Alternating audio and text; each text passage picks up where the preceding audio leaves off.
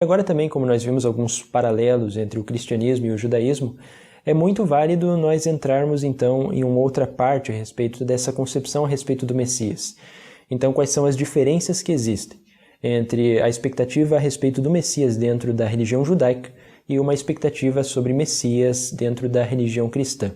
E é isso então o que nós vamos observar agora. Basicamente, aquilo que deu apoio para o desenvolvimento da teologia dentro do cristianismo a respeito de um Messias que deveria sofrer pelos pecados da humanidade, que é normalmente aquilo que nós vemos nas religiões cristãs de hoje, em que se pede para aceitar a Jesus de Nazaré como seu salvador pessoal, ela é uma ideia que ela foi provavelmente gerada a partir de Isaías 53, em que nós temos a respeito do servo sofredor. Então, para nós compreendermos quais são as diferenças de perspectiva e de leitura exegética a respeito do cristianismo e sobre o judaísmo desse texto, vale nós conferirmos o que esse texto especificamente tem a nos dizer, então, em Isaías capítulo 53. Mas ele foi trespassado por causa das nossas transgressões, esmagado por causa das nossas iniquidades. Foi maltratado, mas livremente humilhou-se e não abriu a boca, como um cordeiro conduzido ao matadouro. Mas o Senhor quis esmagá-lo pelo sofrimento. Porém, se ele oferece a sua vida como sacrifício expiatório, certamente verá uma descendência, e por meio dele, o desígnio de Deus triunfará. Eis porque lhe darei um quinhão entre as multidões. Com os fortes repartirá os despojos, visto que entregou a si mesmo à morte e foi contado entre os criminosos. Mas na verdade levou sobre si o pecado de muitos, e pelos criminosos fez intercessão. Então nós observamos aí que esse é o texto mais famoso em que é utilizado pelos cristãos dos dias de hoje como uma referência à paixão de Cristo, a paixão de Jesus de Nazaré e sua morte por crucifixão. Mas os historiadores, assim como os judeus também, eles têm uma perspectiva diferente desse verso. Como vocês devem se lembrar, como nós observamos quando estávamos falando um pouco a respeito do livro do profeta Isaías, ele é dividido em 3 partes. Temos o primeiro Isaías, Deutero Isaías e o Trito Isaías. E esse capítulo, mais especificamente encontrado no capítulo 53, ele pertence àquilo que nós chamamos de Deutero Isaías. É um texto que foi escrito, então, provavelmente por volta do ano de 540 antes da Era Comum. Então, cerca de mais ou menos uns 100 a 150 anos depois ainda do profeta Isaías. Então, não é o pensamento do profeta histórico Isaías que nós vemos aí, mas sim um pensamento posterior. E os historiadores, e não apenas estes, mas também teólogos cristãos liberais, e também a teologia judaica corrobora para esse mesmo pensamento, eles apresentam 4 evidências do porquê que esse texto não poderia ser considerado um texto que se refere a um Messias sofredor.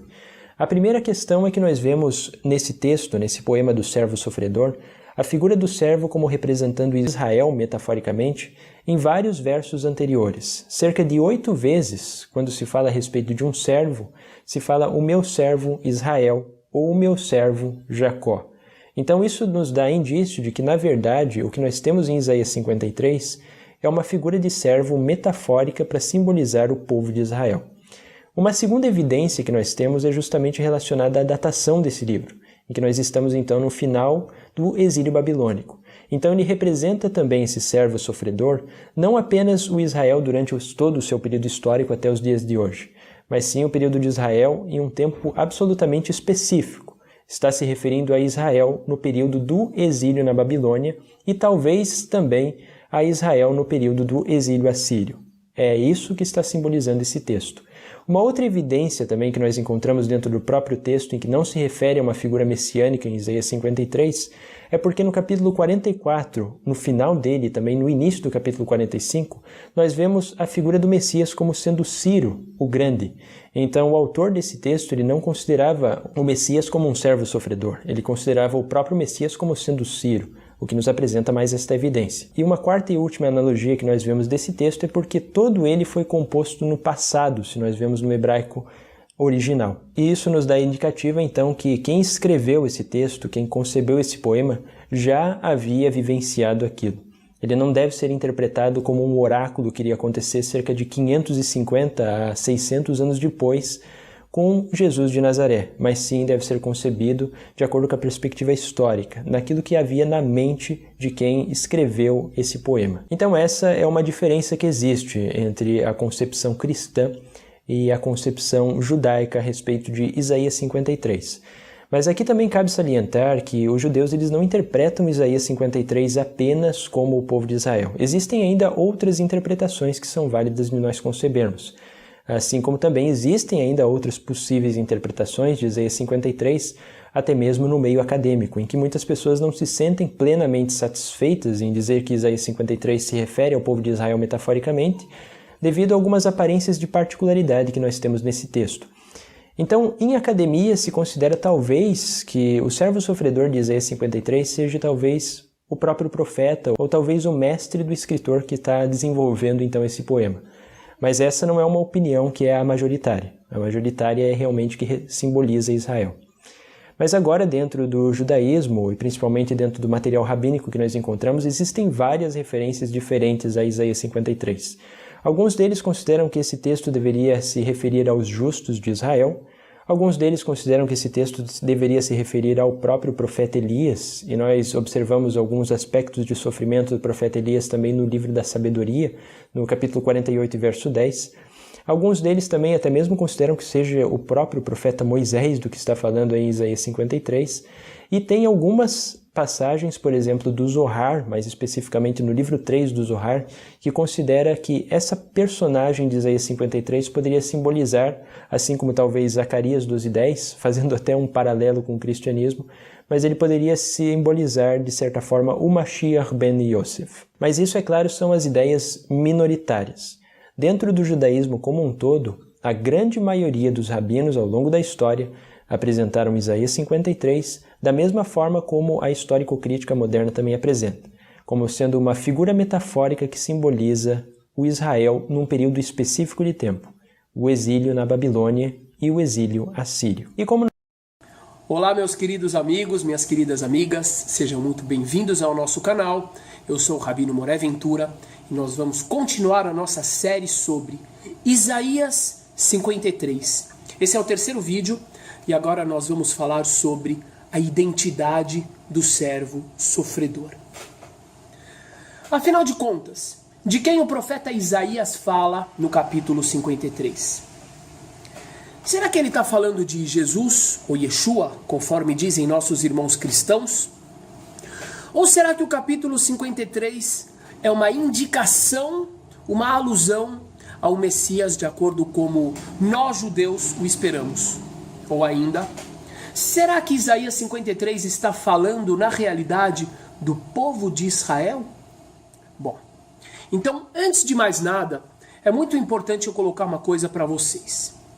Muitos dos sábios, dos grandes rabinos judeus, compreenderam que esta passagem está também aludindo à figura do Messias, pelo qual nós judeus ainda esperamos.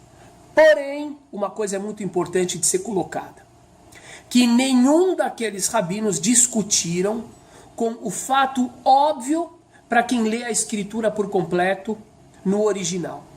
Nenhum deles discute que Isaías, de uma forma simples, de uma forma objetiva e literal, está sim tratando do povo judeu. Sim, de acordo com a leitura que eu vou mostrar para vocês, contextualizada no livro todo, e de acordo com os originais, sem nenhuma deturpação da tradução, fica mais do que óbvio que o sujeito central de Isaías 53, o servo sofredor, é o povo de Israel, é o povo judeu. Então vamos lá. Antes de mais nada, a gente precisa contextualizar a história. Então, a história que está quase no seu ápice em Isaías 53 fala sobre o exílio do povo judeu de sua terra, rumo à Babilônia, e no final das contas, o resgate, o retorno do povo judeu da Babilônia, feito através do eterno de Deus. No capítulo 39 de Isaías, a gente encontra um dos fios da meada no qual essa história do exílio começa a se desenrolar. Qual é a história ali? A história ali é o seguinte: havia um rei judeu chamado Hizquial, em português, Ezequias. E aquele rei, por causa de uma cura milagrosa que ele recebera de Deus, ele tinha recebido uma comitiva vinda da Babilônia, mandada pelo rei da Babilônia, para cumprimentá-lo pela cura. E aí, por algum motivo desconhecido, ele deu uma pisada na bola. O que ele fez? Ele chamou a comitiva para mostrar para eles os tesouros ocultos no templo sagrado. E quando a comitiva foi embora, o profeta Isaías, ou Yeshayahu em hebraico, ele chamou o rei e disse: vem cá, sabia que você fez uma grande besteira? Porque depois da sua morte, o rei da Babilônia, ele vai mandar não uma comitiva para cá, mas ele vai mandar um exército para capturar o tesouro e levar para a Babilônia. E sabe quem ele vai levar junto com o tesouro? Os judeus cativos e exilados. Aqui começa um dos fios da meada dessa história, que vai basicamente estar terminando na profecia referente a Isaías 53. Como qualquer pessoa que conhece as escrituras sabe, o exílio da Babilônia, ele não foi causado por essa passagem. Essa passagem serviu somente de mote histórico para que aquele exílio acontecesse. Mas o exílio da Babilônia, ele teve um motivo muito mais profundo e espiritual, que era o de limpar, expurgar, expiar os erros do povo de Israel através da experiência do exílio, de modo que eles estivessem prontos para seguir novamente o rumo da história. Muito bem. Então, quero seguir agora com vocês falando um pouquinho sobre o desfecho histórico dessa profecia. Se a gente for para o capítulo 44 de Isaías, finalzinho do 44, e capítulo 45 inteiro, a gente vai ver uma coisa muito interessante. A gente vai ver que para o desfecho dessa história, dessa profecia de exílio e redenção, o Eterno escolheu um surpreendente salvador. Ninguém mais, ninguém menos do que Ciro, Cores, o imperador da Pérsia, que tinha dominado a Babilônia e que, portanto, estava com o povo judeu exilado em suas mãos. O livro conta que um belo dia, Ciro acorda e, após ter uma visão, um sonho, no qual Deus, o Todo-Poderoso, o Onisciente, o Onipresente e Eterno, se revelou para ele dizendo: eu sou Deus, deixe o povo de Israel voltar à sua terra para reconstruir o seu templo. E aqueles capítulos mostram exatamente o que aconteceu com o povo judeu, retornando após 70 anos de exílio à sua terra. Esse é o desfecho do ciclo que começa no capítulo 39 e termina esse primeiro relato no 44 e 45. Porém, em Isaías, as profecias continuam sendo faladas. E daí em diante, até chegar no 53 e mais para frente, o profeta vai falando sobre a queda da Babilônia e o retorno do povo judeu à sua terra. Então, quando a gente chega no próprio capítulo 52, 2 versículos antes de Isaías começar a falar sobre o servo sofredor, a gente vê claramente qual é o contexto da profecia. Eu vou ler os versículos imediatos que vêm antes dos versículos que falam sobre o servo sofredor.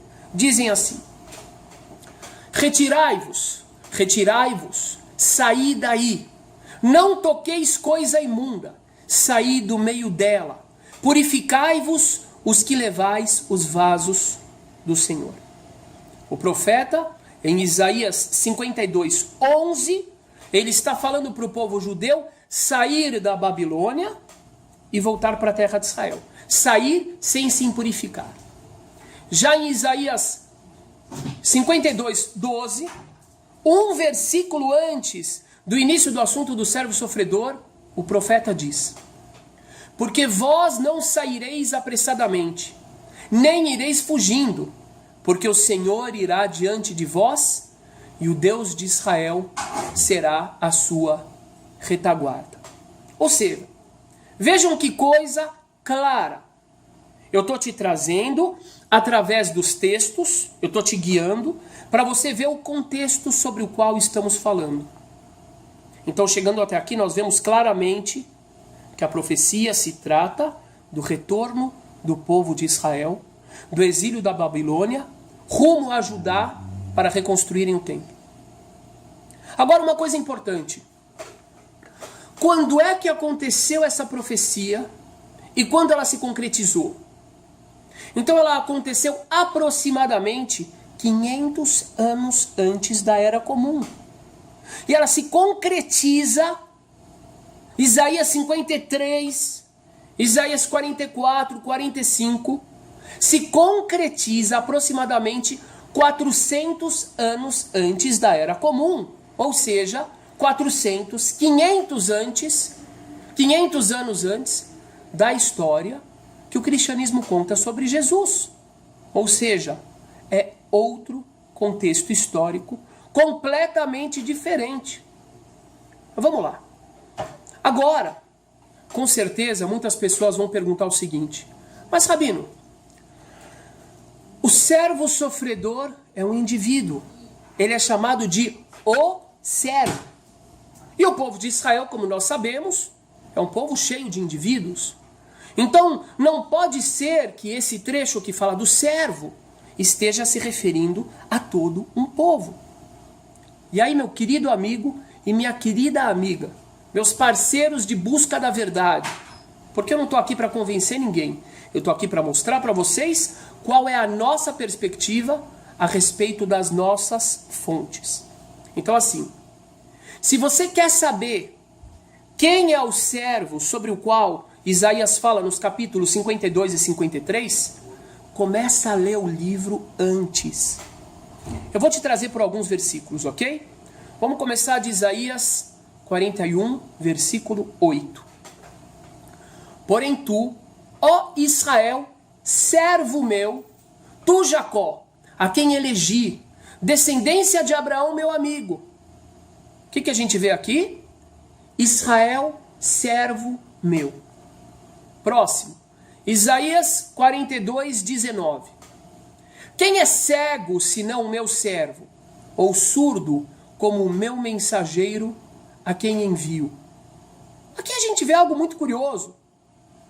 Algo que ajuda a gente a compreender Isaías 53. A gente vê aqui que o servo é cego e surdo. Ou seja, se por um lado ele é servo, por outro lado ele é teimoso. Isso não se aplica à figura de Jesus, de acordo com o cristianismo, mas se aplica sim à figura do povo de Israel, de acordo com todas as nossas fontes. Ele é servo. Deus chama ele de servo, mas ele também é cego e surdo, porque ele também é teimoso. Seguindo, Isaías 44, 1. Agora, pois, ouve, ó Jacó, servo meu, e tu, Israel, a quem escolhi. Não está ficando claro, gente, quem é o servo? Pelo contexto. Vamos seguir. 44, versículo 2. Assim diz o Senhor que te criou, e que te formou desde o ventre, e que te ajudará. Não temas, ó Jacó, servo meu. Isaías 44, 21. Lembra-te destas coisas, ó Jacó e Israel, porquanto és meu servo. Eu te formei, meu servo és, ó Israel.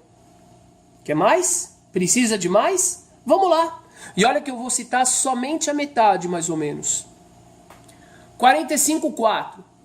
Por amor de meu servo Jacó e de Israel, meu eleito, e etc.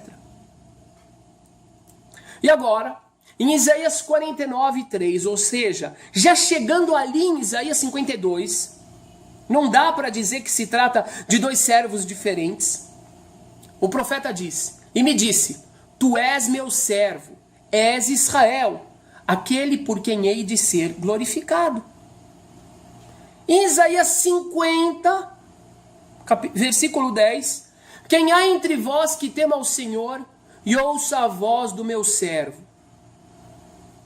Pelo contexto, gente, está mais do que claro. Pelo contexto da história, que eu comecei a contar referente a Isaías 39, a passagem do rei Ezequias, até Isaías 44, 45, a redenção através de Ciro, e depois essa história ela é contada através do relato dos sofrimentos do povo de Israel na Babilônia, da queda da Babilônia e finalmente aqui em 52, 53, a saída gloriosa do povo judeu, do servo que tanto sofreu na Babilônia e que agora estava voltando com toda a glória e esplendor para a sua terra. Essa é a compreensão simples dos versículos.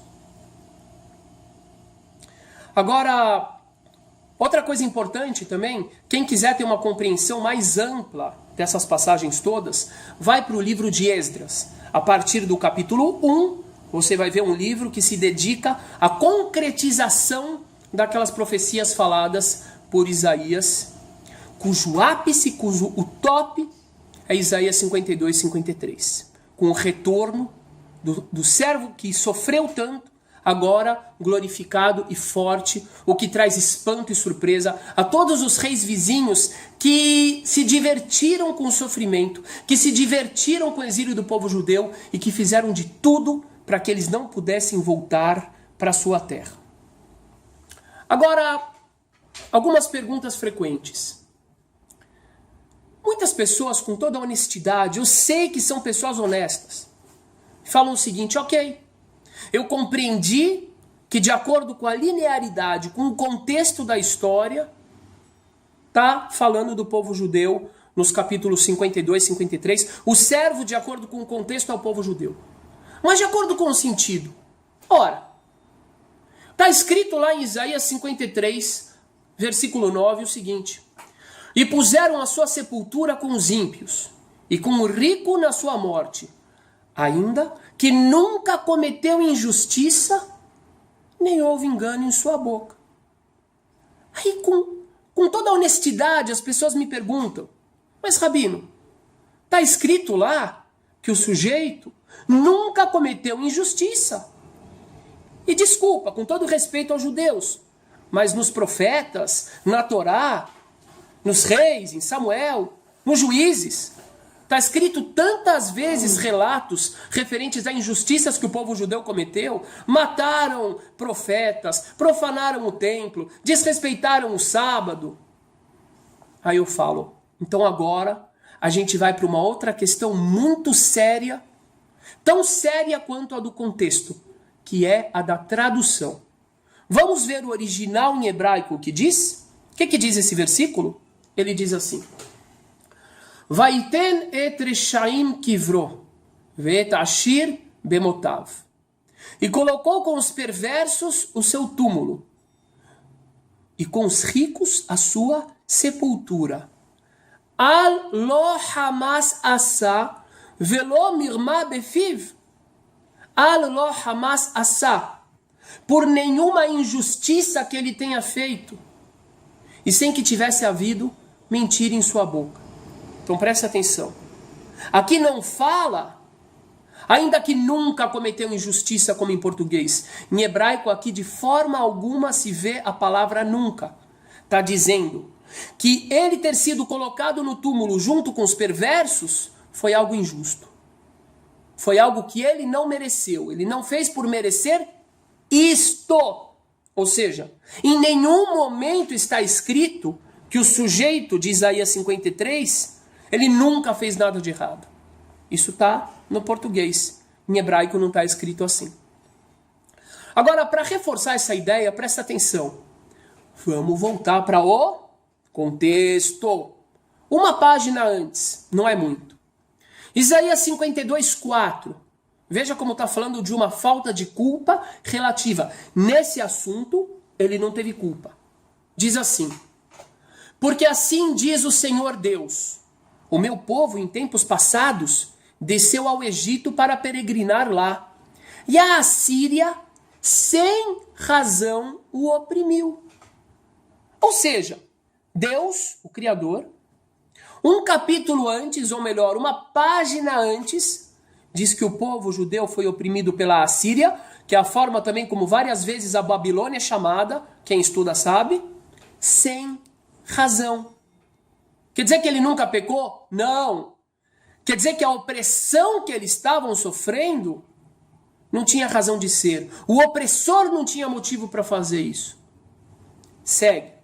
Isaías 52:5, na mesma pegada. Eles não tinham culpa em relação àquele sofrimento, em relação a terem sido colocados no túmulo junto com o ímpio, com o perverso. Diz o quê? E agora? Que tenho eu que fazer aqui? Diz o Senhor. É Deus que está dizendo. Não é a interpretação de um rabino, é Deus. Pois o meu povo foi tomado sem nenhuma razão. Dá para compreender agora melhor o Isaías 53:9?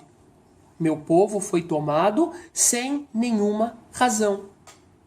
E se ainda fica dúvidas em relação à inocência do povo judeu, a que se refere Isaías 53:9, vejam Isaías 43:25. Aí o assunto é com Deus. Diz assim: é o Eterno falando, eu mesmo sou o que apago as tuas transgressões, por amor de mim, e dos teus pecados não me lembro. É o Eterno falando para o povo de Israel. Tá ficando mais claro agora, gente? É uma leitura simples, contextualizada e com a tradução correta. Por outro lado, vários amigos me perguntaram também o seguinte: mas como é que um povo ele pode servir de resgate pelos outros? Como é que o povo de Israel poderia servir de resgate pelos pecados do outro povo ou dele mesmo? Então vejam só, de novo, Isaías 43:3. O que diz ali? Porque eu sou o Senhor teu Deus, o Santo de Israel, o teu Salvador. Dei o Egito por teu resgate, e a Etiópia e a Sabá em teu lugar. Ou seja, a gente vê aqui que o sofrimento de um povo, ele pode servir de resgate, de alguma forma que é o Eterno que compreende, por outro povo. Ou seja, mais uma pergunta respondida de uma forma simples, com um versículo claro. Agora, veja uma outra reflexão importantíssima. Como é que as feridas das nações poderia ser curada a partir das feridas do povo judeu? Que é o que aparece em relação ao servo sofredor. É muito simples. Pensem o seguinte: estamos falando da Babilônia. A Babilônia, que era cheia de idolatria, o império pagão. Estamos falando da Pérsia, um império gigantesco, pagão, que nunca havia ouvido falar do Eterno de Israel. E o que acontece quando aquele povo, que sim pecou, é levado ao exílio para aqueles lugares? De repente, aqueles povos pagãos começam a entrar em contato com os profetas. Por exemplo, Ezequiel e tantos outros, Daniel e tantos outros. Eles começam a ouvir a respeito dos Deus de Israel. Mas o grande ápice dessa revelação que eles têm, que obviamente é uma cura para a ignorância espiritual deles, é quando ninguém mais, ninguém menos do que Ciro, o imperador de um dos maiores impérios do mundo, certo dia abre as portas da varanda de seu palácio, chama o seu povo e diz: eu tive uma revelação do Deus de Israel. E não somente ele diz que teve uma revelação, ou seja, não somente ele testemunha através de palavras sobre o conhecimento do Deus de Israel, que obviamente é difundido por todo o seu povo, mas muito mais do que isso, ele é levado a agir, ele é movido a agir em prol dos planos do Deus de Israel. Como? Liberando o povo judeu para que volte à sua pátria, para que reerga a sua pátria, para que ele consiga novamente a sua honra e sua dignidade, e financiando ele próprio a reconstrução do templo sagrado. E quando o povo judeu volta, adivinham o que acontece?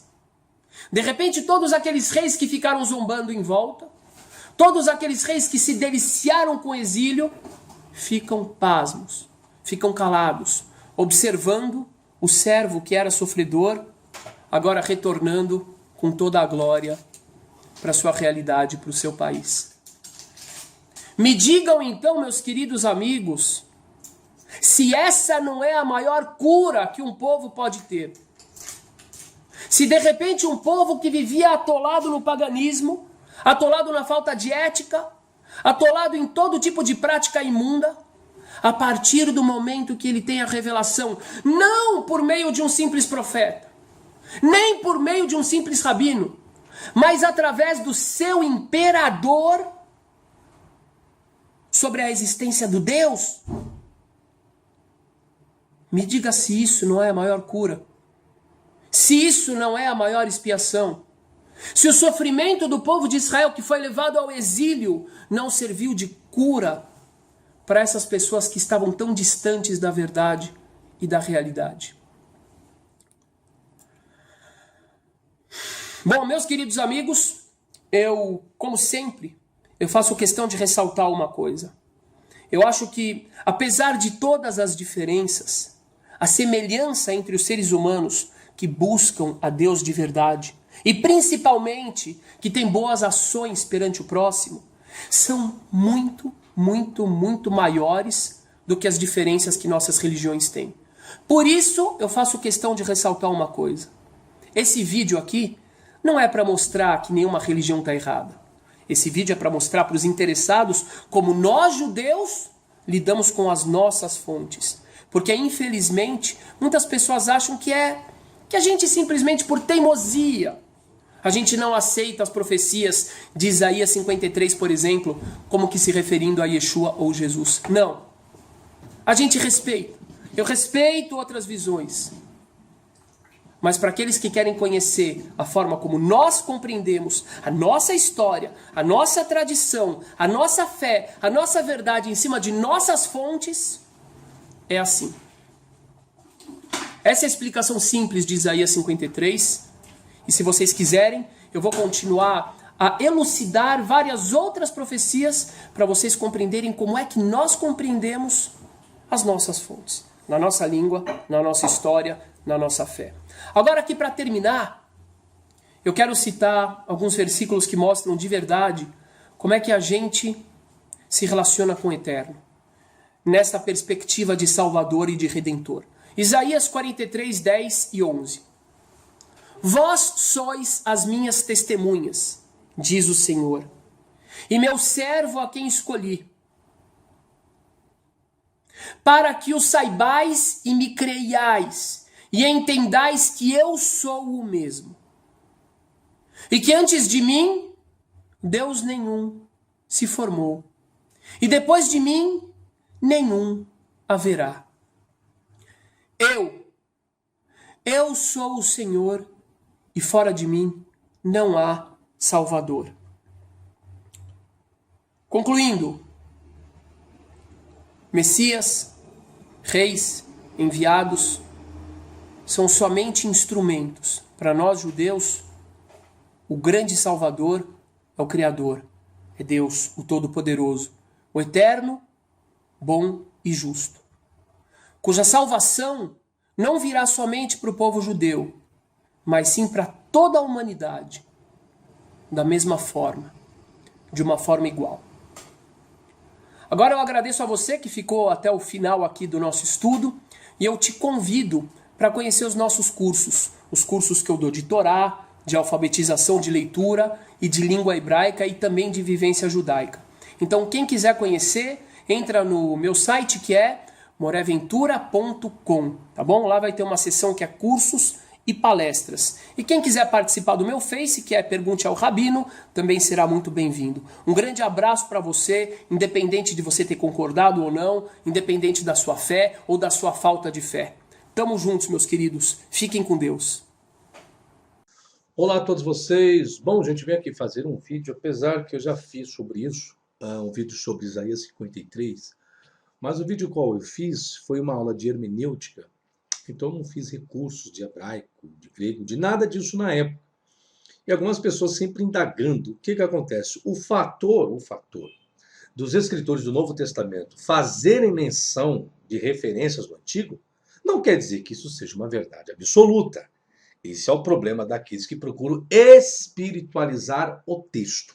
Acham porque o fator de estar escrito na Bíblia é verdade absoluta. Se for verdade absoluta, então vamos acreditar que as serpentes até hoje elas voam. Por quê? Porque a maldição foi dada para uma serpente rastejar. Logo, então, as mesmas classificações dessa alimária, então, deveriam voar. Vamos acreditar, então, que é possível que mulas e etc. podem dialogar. Só casos excepcionais, isso é um Deus totalmente contraditório, né? O que podia lá, hoje já não pode mais. O que existia naquela época, hoje também não existe mais. Bom, o servo sofredor de Isaías 53 é Jesus. Eu nem precisaria estar fazendo esse vídeo, porque aqueles que detêm o conhecimento do Antigo Testamento, ainda mais os judeus, né, isso é único entre os verdadeiros, né, os conhecedores verdadeiros, vão dizer que não tem nada a ver com o tal de Yeshua, Jesus Salvador, que seja do Novo Testamento. A profecia não é aplicado para esse personagem. Bom, eu fiz um esboço aqui, versículo por versículo, desse Isaías 53. Vou passar aqui, quem quiser depois adquirir esse esboço lá no meu site, tá certo? Para mim não delongar aqui esse vídeo. Mas vamos ao versículo que as pessoas muito utilizam, que é o versículo 4. Verdadeiramente ele tomou sobre si as nossas enfermidades, as nossas dores levou sobre si, e nós o reputamos por aflito, ferido de Deus e oprimido. Eu já traduzi de forma interlinear a oração em hebraico, que diz assim: certamente nossas doenças ele levou, e nossas dores ele suportou. E nós o consideramos ferido, abatido por Deus e humilhado. Veja bem, senhores, não existe a expressão sobre si. Essa expressão sobre si não é atestada aqui no texto hebraico, tá? Ele tomou sobre si as nossas enfermidades. O texto hebraico não registra a expressão tomou, e sim levou, pois o verbo tomar dá o sentido de brutalidade, tá? Outra expressão que o hebraico não registra é a expressão sobre si, ou seja, o verbo hebraico nassa não relata essa expressão em si no sentido de ter levado, mas não sobre si. Nossas enfermidades. Isso é uma metonímia, ou talvez como metáforas, para o pecado e seus efeitos, como Isaías 11:12 vai colocar. E as nossas dores levou sobre si. A expressão correta no hebraico é de nossas dores ele suportou, e não que ele levou. Pois o verbo dores está no construto hebraico. Oh, agora sim. O marroveino, tá? Então a expressão está no construto. Existe construto e o absoluto, tá certo? Bom, aí eu coloco algumas respostas, resumindo aqui. Resposta aos cristãos. Vamos lá. Os senhores responderem aí, tá? Que espiritualizam o texto aí, e diz que Isaías 53, esse versículo, ainda mais esse, né? De forma isolada, lógico, faço análise do contexto aí. Quem quiser, veja no esboço, tá? Para depois dizer, a pessoa isolou o versículo. Não. Eu estou fazendo esse vídeo isolando conforme vocês fazem. Porém, quem quiser um entendimento dentro do contexto do capítulo todo, versículo por versículo, é só adquirir o produto do meu site, ok? Onde está o registro que Jesus carregava doenças? Ele carregava ou curava? Eu pergunto para os senhores. Ele carregava ou curava? Vocês me respondem. Onde está o registro por Jesus que ele carregou os pecados de alguém? Ele carregou ou perdoou? E aí? Vocês respondem essas perguntas simples, né? Versículo 5. Mas ele foi traspassado pelas nossas transgressões e moído pelas nossas iniquidades. O castigo que nos traz a paz estava sobre ele. E pelas suas pisaduras fomos sarados. Está aqui de forma interlinear que diz assim, ó. E ele foi ferido pelos nossos crimes e esmagado pelas nossas ofensas. O castigo da nossa paz estava nele. E na ferida dele nos curou. Esse é o sentido interlinear, tá? Com algumas análises dos vocábulos. A expressão foi traspassado. Para dizer que ele foi furado, que alguns entendem traspassado no sentido de furar, né? É o que algumas pessoas entendem, é o que uma versão em português relata. Traspassado, outras traz ferido, tá? Vamos lá. Para dizer que foi furado, era necessário que o verbo merrolan, que está no tronco polar, aí a pessoa tem que ter um pouquinho de gramática hebraica, estivesse no tempo perfeito e não no particípio. Então o verbo merolan, que está atestado no texto hebraico, aí no versículo 5, ele está no particípio, não no tempo perfeito. Se estivesse no tempo perfeito, então colocaria a tradução conforme está aqui, ó, traspassado no sentido de furado. Porém, não está no perfeito, está no particípio. Então não tem nada a ver com furado. Já errou a tradução em português aí, uma das traduções, tá? O castigo que nos traz a paz estava sobre ele. O vocábulo paz, shalom, aqui é um construto de resultado, ou seja, a punição que resultou em paz. Então para quem pega esse versículo e aplica à pessoa de Jesus na crucificação, então após a punição que foi a crucificação dele, deveria ter existido paz. Mas não, as pessoas isolam o versículo e dizem que ali é Jesus, conforme os escritores neotestamentários fizeram. Mas vamos ver se procede? Vamos lá entender, né? Continuo. E pelas suas pisaduras fomos sarados. Continuando a utilizar a imagem da doença física, o grupo reconhece que a disposição do cérebro para realizar suas doenças resultou em cura. Resposta aos cristãos.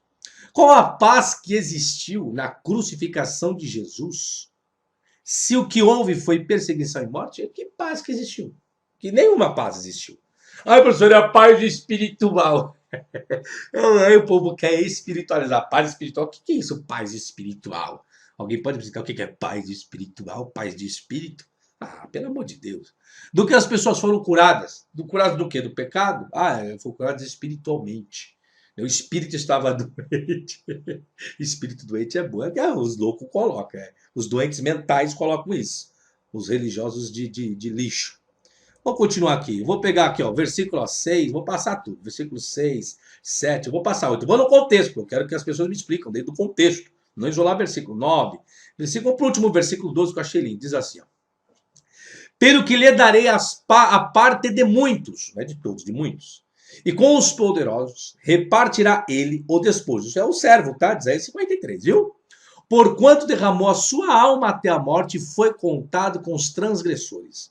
Mas ele levou sobre si o pecado de muitos e pelos transgressores intercedeu. Aí eu faço algumas perguntinhas para os senhores que espiritualizam esse texto de Isaías 53 aplicando a pessoa de Jesus. Eu quero que os senhores dêem a resposta, tá? Para a minha pessoa, né? Que não fique espiritualizando conforme a cachola de ameba dos senhores. Resposta aos cristãos. O que ele recebeu de muitos? O que Jesus recebeu de muitos? Porque ele darei a parte de muitos. Parte de muitos. O que ele recebeu de muitos aí? Não sei. O que ele recebeu? Calúnia, ofensa. Começa a espiritualizar os senhores, tá? Qual o despojo, que é o vocábulo hebraico shalar? Despojo é de guerra, tá, senhores? Qual o despojo que ele repartiu com os poderosos? Que poderosos é esse que Jesus repartiu? Agora vem a pergunta, Jesus participou de alguma guerra, senhores? Guerra física, não é guerra espiritual não, tá? Aqui está falando de despojo de guerra física, nada de guerra espiritual. Então não vem vocês com a idiotice de vocês querer espiritualizar. A guerra que ele participou, professor, foi a guerra espiritual. Ele lutou espiritualmente com os demônios. Menos, né? Pelo amor de Deus. Então aqui é físico. Guerra física. Jesus participou de alguma guerra física? Qual foi os despojos que Jesus teve de alguma guerra física, senhores? Quais são os poderosos que Jesus repartiu esse despojo de uma guerra física com a qual ele participou, senhores? Foi quando ele repartiu com Herodes, com Antipas, com Arquelau, com César? Mas Jesus repartiu com quem os despojos? Que poderosos que foram esses, senhores? E é poderosos mesmo, tá aqui o vocábulo hebraico, tá? Para ninguém colocar defeito. Atsumin. Ok? E aí? Alguém pode me explicar agora? Tá. Quem são esses poderosos? Afinal, levou o pecado de todos? Que em hebraico todos eu falo kol, ou de muitos? Ravin, que é o que está aí no texto hebraico. E agora? Ele levou o pecado de todos ou de muitos? E agora? E por quais pecadores ele intercedeu? Qual foi que ele intercedeu? E pelos transgressores intercedeu. Está falando no ato, no momento. Ele ainda está numa profecia que Isaías aqui que não tem nada a ver com Jesus, mas os idiotas, os burros, nós cegos, ignorantes, que não entendem nada de Bíblia, porque se entendessem, né, não faria isso. Ou seja, diz que a Bíblia é inspirada pelo Espírito Santo, o Espírito Santo quer dar a interpretação, o Espírito Santo inspira essas pessoas a interpretar uma coisa que nem existe. O Espírito Santo só interpreta o versículo isolado, conforme fez o registro lá nos evangelhos, né? Isso aconteceu para se cumprir isso que escreveu o profeta, levou sobre si, ppp. Será que isso é verdade absoluta? Também não, senhores. Então, quem quiser saber se Isaías 53 retrata a morte de Jesus, Adquira o DVD lá no site e adquira o esboço também, que eu tenho tanto DVD e tenho o esboço aqui, tá certo? Então, sucesso a todos vocês. Quer adquirir, é só entrar no meu site, www.professorfabiosabino.com.br. Não esqueça de curtir a minha fanpage, que é Professor Fábio Sabino no Facebook. Um abraço, até a próxima. Tchau, tchau.